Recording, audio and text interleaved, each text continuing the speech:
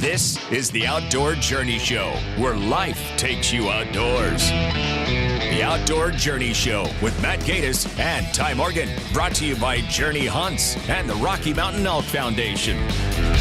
Hey, welcome to the Outdoor Journey today. Ty, I'm pretty excited about today's topic. You know, legends of the outdoors, where legends are made and where they're not made. Yeah. You know, we live in a celebrity status day. There's no doubt. There's a lot on there that, they tend to make you feel like, wow, that is one of the best hunters I've ever seen. But TV makes it look better than it seems to be in the real world, I think. Absolutely. And, I'm not down on the TV shows, and I understand everybody's making a living in that industry. And it's, people out there doing real things, good things. But again, in a 30-minute segment, you can make about anything look really, really good, right. And not that there aren't good hunters, but boy, I know a bunch of hunters that I would call legends, seriously, in the outdoors, and they're not on any TV show. Oh yeah, they're not at the forefront. They're not a celebrity, and they don't want to be a celebrity. Yeah, but they are really, truly legends. Well, they live their life to hunt, and that's the key thing. It's not about who's going to be on the show this week. It's going to be, we're prepping for the fall. We've got our camps already set up. We've scouted the area, and this is not just I think I'll scout this year. It's every year. It's a planned ordeal, and multiple times in some cases, because they definitely want to make sure that it's a successful hunt for them and their parties that are going with them. Oh, no doubt. For these guys and these ladies, hunting is a lifestyle. I mean, it really is. It's a part of their entirety of their life. They focus, their calendar set around scouting. It's set around hunting. It's set around the travel that they do. It really is. It's the focus of their life. Absolutely. No, there's no doubt. I think anybody can say that, you may even have a family member that's a legend of hunting. I have an uncle that literally killed a record bull from bow hunting years ago in the state of Colorado. And so here's stories. He's the one that taught me to bow hunt, and it's the integrity and the intensity of how much hunting they put into it. For me, it was, before I could even get in the truck to go up in the mountains, it was, 3 months of every day solid shooting for at least 2 to 3 hours a day. I mean, you sat on my porch, and that's all I did all day long. And I did that because I wanted to earn the respect to be able to go up and hunt with a man that I believe was a legend in hunting. That's awesome. That's a great story. And that's the reality of it. To be a legend, in my opinion, in the Outdoor Journey Show's opinion, in our opinion, really, you may have accomplished some great feats. And you have to have accomplished some great feats in the outdoors to be considered, in my eyes, a legend of the outdoors. Right. But sometimes nobody knows about it. Sometimes it's not published in a magazine. It's not on a TV show. It's not there. But that does not make you any less valuable to the outdoor industry or any less important as a legend in this industry. You have to be consistent. I think that's one of the keys. You have to be consistent. You have to consistent with everything you do. I mean, consistently, growing your skill, your trait, and I think in some degrees it's, I don't want to say keeping it to yourself, but, making sure that you do pass it on, because it's your legacy of, that status that shows the youth and the people coming up behind you why you were so good and what you took care of and what you've done into the future to make sure that you maintain that status, I think is important. Oh, absolutely. My favorite book ever talks a whole lot about humility. Yeah. And humility is a factor that sometimes in our culture is lost. And the people we're going to focus on in these segments about legends of the outdoors, something we'll do a few times a year, is really, it's those guys who have integrity, who have character, who have demonstrated in the outdoors and have treated things with honor consistently over and over again. Some of them you'll have heard of, but some of them you may have never heard of. Well, and I think, that integrity is, it goes to, it's not about a kill. It's about making sure it's the right situation at the right time, and not just because I want that animal and I'm just going to take him home. Sometimes for a new hunter, you just don't walk away from that. He's like, oh, I see him, I shoot him, and then deal with the consequences of how you're going to get that animal out. I think true integrity goes to that basis of, I know this situation isn't the right one. That is the biggest bull I've ever seen, but I'm going to let him go because I might get a better situation later, and that is true integrity, I think. Absolutely. I've walked into some scenarios where I've walked into some outfits and into some camps where a celebrity was coming into camp. And it's not always this way, but I've been in a camp one time in Illinois where a big shot celebrity was coming in, and the focus shifted from all the other people in camp to that individual. I mean, that individual was set exactly where a specific deer was scouted, and he was set there to hunt that deer. He shot that deer his first day, and it was a big to-do, but he came in, didn't treat people very nicely, didn't treat anybody really very nicely, came in, shot a great deer, but was in, was out, took pictures, and never had any relational impact on anybody in that camp. And I was thinking, man, what a shame, because if he saw the bigger picture and understood relationally the value he could have and the impact he could have in some of those young hunters' lives that were in camp, man, it could have been valuable. I look at it this way. It's kind of like going to a great fishing spot or a lake or something like that, and about 10 feet from you, somebody shows up and they're fishing, and all of a sudden they're reeling them in. You don't sit there and wonder what they do. You go and have a conversation with that person, and 99% of the time they're willing to share, oh, I'm using this, and then you can start catching fish, because it's all about the enjoyment and the experience in the outdoor, and that's what it really boils down to. If you had a bad experience, we lose hunters left and right, and that's the opposite of what we want in an industry that thrives on making sure, because the whole ecosystem requires hunting and fishing the whole 9 yards. Well, and we're we have our title sponsor, the Rocky Mountain Elk Foundation, and conservation is key, and hunters are the key ingredient to conservation on a whole. On a whole, these legends we're talking about, they pass on a heritage. That's what these guys do. Absolutely. They are serious about investing in other people and to those who come after them, and they do. They're going to teach. They're going to train. They're going to look for opportunity to invest in people's lives, and that's another requirement for who these legends are. Well, and I think it's that that legend that I think we can all we all know, grandpa, dad, uncle, that taught us everything we know, kind of a thing. Those are the legends because they did pass it down, and then it's our job to pass it down to our children as well as other children. And I've met several people that I would consider legends in this area that take those kids up and take that time, because I'm sure there's some frustrations. Kids want to play, they want to goof off, but being serious and taking that time with them is really how you're a legend, I think, in my mind, because you're sharing the true experience of the amazing outdoors that we have here to be a part of our lives. Yeah, and these guys have proven by example over and over again, consistency, integrity, character, the things we're talking about, and they're investing in people, and it's not based on their popularity. It's not at all based on that. It's based on what they do, and they do it because they care about the big picture of everything that's outdoors. Right. I agree. And it's almost that true hero doesn't need to be known. It just they would rather show people what they do versus keeping it to themselves, and then maybe hopefully one day maybe they get a TV show or something. Yeah. and that happens. Sometimes it does happen in that right order, in that right sequence, where these guys, these ladies, they're proven historically. You look back, you see integrity, you see character, you see great harvests that they've made. They've hunted hard, they work hard, they scout hard, they've got great personality, great character, and all of a sudden they do land magazines or they do land a show, and that's okay. Well, and I think it's probably because, though, that they probably came across a path of maybe a producer or something out hunting doing the same thing, and they were willing to share their knowledge with that person and made an impact in their lives. That's how I think they get elevated. Submitting a story to a TV show is one thing, but truly being brought on to something bigger, whether it's a magazine, a TV show, or a radio show, it's because of that integrity that they have and the willingness to share with everybody, not just keep it to themselves. Absolutely. The other thing I really like about a true legend, in my opinion, is that these guys, these ladies take the opportunity to hunt wherever they can. They hunt public land. They hunt private land. They do it yourself. They hunt with an outfitter. They don't fit into just one box. They're willing to go across the scope of all that's outdoors, all that's hunting, and they don't divide. They don't cause separation within, our industry, which happens often. You get guys who are on a DIY kick, and that's the only way to hunt. Well, it's not the only way to hunt. Right. It's one of many great ways to be a conservationist in the outdoors. Oh, I agree. And I think too, being diverse, hey, that's the only way you can really truly experience it in a different way. I look at it as, call it skiing, add in snowboarding. It's a totally different way. It's the same sport, but it's a different way of doing things. If you choose never to do it, well, you're only experiencing it one way, and it gets boring after a while, I think. I agree. I think there's one more requirement for a genuine legend in the outdoors, and they bring ingenuity to the outdoors, whether it's through hunting concepts, philosophies of hunting, or even products. They bring something to the table that lasts well beyond them. Not just the heritage they pass on, not just the character they pass on, but they actually bring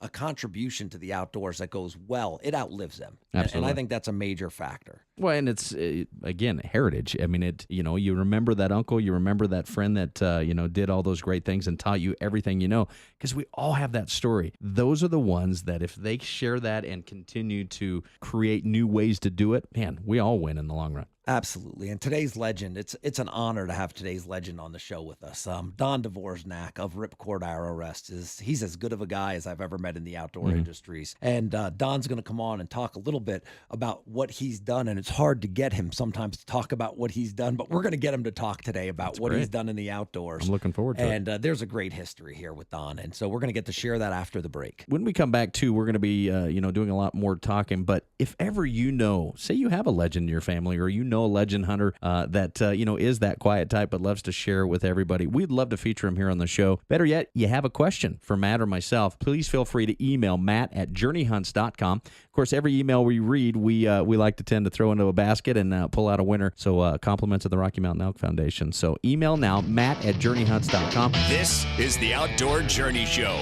where life takes you outdoors.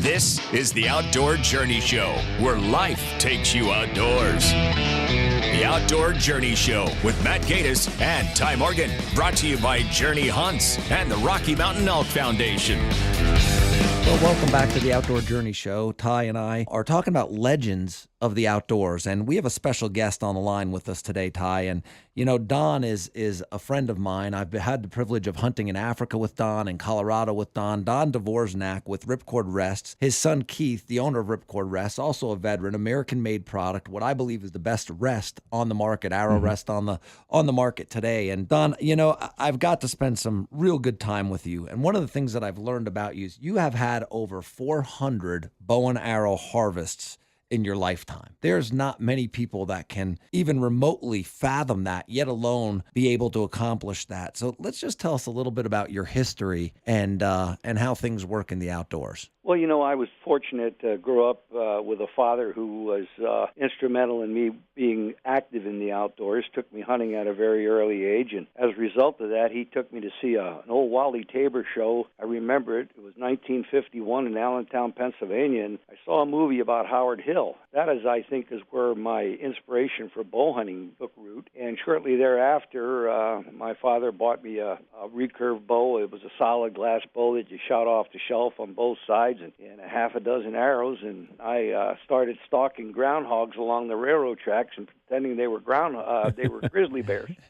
And I remember shooting at a lot of them and breaking a couple arrows and never getting one, and finally I did get one, and unfortunately went back down the hole, so I had to walk home and get a shovel, and I worked 4 hours to dig it out. That was my first encounter with doing something with a bow and arrow. Amazing story. I mean, that's a great start to telling us a little bit about your life and the legend that I believe that you are in the outdoors. When did your passion for bow hunting and your passion for the outdoors turn to where you wanted to make it a career? Well, I had to make a real tough decision back in the 60s. I was a Pennsylvania state trooper. I met a gentleman at an archery tournament by the name of Al Dawson, who was working for Bear Archery Company at the time. He convinced me that I ought to try to come to work for Bear Archery and give up my law enforcement career. And boy, it hit me like a bolt. And but to make a long story short, I did. And I went to work for Mr. Bear when he was still the owner of the company, and I took on a representative position covering North Dakota, South Dakota, and Minnesota, and I never regretted it. How many years ago was that, Don? Oh, my gosh. That was back in the late 69, 70, 71, in that era. So you've been in the outdoor industry. You've seen a lot of change in the outdoor industry. I mean, you've worked for different companies. You shoot for Bear. You're involved in your son's company, Ripcord Arrow Rests. You do a lot for the outdoors. How has it changed over that time? Well, it's changed a lot. I think social media, of course, is a big fact. The outdoor TV shows have changed the perception of what we do. I mean, they've made it look more glamorous than it really is from the standpoint of how hard it is to maintain good products and maintain customer relations and everything else. So they make it look like it's easy, but it's not. Unfortunately, there's some of this TV stuff, there's a lot of garbage out. That's one thing I would love to see get cleaned up. So when you're saying garbage, Don, what kind of things are you seeing that just really, are bothersome to you? Well, it's obvious. I mean, some of the shots that these people are taking, some of the things that they do, and I mean, you don't if you've hunted at all, you can tell when an animal, they're in a stand jumping up and down, and screaming and yelling and acting like idiots and saying there it fell, and then when they go do the recovery, they can't even move the animal, it's stiff as a board. And things like that, and they want you to believe that this is reality, and in truth, we all know better. Right, Don. What's one of if you think back, and I know you have so many, but what would be one of your greatest memories of your experience in the outdoors? Well, there really are so many, but I would have to go back and. So simple is my first big game animal that I took with a bow and arrow. It was a white-tailed doe. I shot it in Hickory Run State Park in Pennsylvania, and I couldn't have been more proud of that. Taking that animal on that morning, and I mean I've shot a lot of great animals over the years, and I've been on some great hunts. I've been with some great people, and I think the thing that I enjoy most is being with good people in a hunting camp. That is more important than anything else. Being with the right people. But that memory back in 1961, I just come out of the Marine Corps, and I think that's something that will stand out of my mind forever. Yeah, and it's interesting that memory that you share with us was a doe, Mm-hmm. and that just tells us so much of what we talk about here, Ty, about the fact that it's the whole journey. It's everything involved. It's not just harvesting what people call today a trophy animal, but it's putting table fare, providing table fare for your family. It's the journey of being with great people. Don, you're talking about all the things that we talk about, and I love the fact that a doe is one of your greatest memories. Well, and I'll tell you what, if I shoot another one, it'll be another great memory because, even though I've been fortunate enough to shoot my share of Pope and Young type animals, that's not my goal when I go out hunting. My goal is to go out there and just really enjoy myself. I mean, I'm not a kid anymore. I'm 74 years old. I enjoy every minute that I can spend in the outdoors, and I try to relay that to people that don't go out there with a number in mind on something that you want to shoot. Go out and have fun. That's what's most important. So out of all the stuff, what accomplishments do you consider to be your best accomplishments that you've had in your hunting career? Well, I think I've turned some young people on to the sport, and I think I was fortunate enough to have them, and through my eyes, I could see that they became great sportsmen. I'm not talking that they became great hunters. That has nothing to do with it. But they became great people as a result of the outdoors. When some of these kids have had a chance to, instead of standing around the town pump doing things they shouldn't be doing, they're out there shooting their bows and arrows or plinking with a 22 or going out in a trout stream and learning how to fish. And I think that when kids are involved in that, they become better individuals and better people. And I'd like to see more of it. And I think that over my years, I've had several kids that have come to me and asked me about things. And, I've given bows away and I've taken kids hunting that weren't my own kids.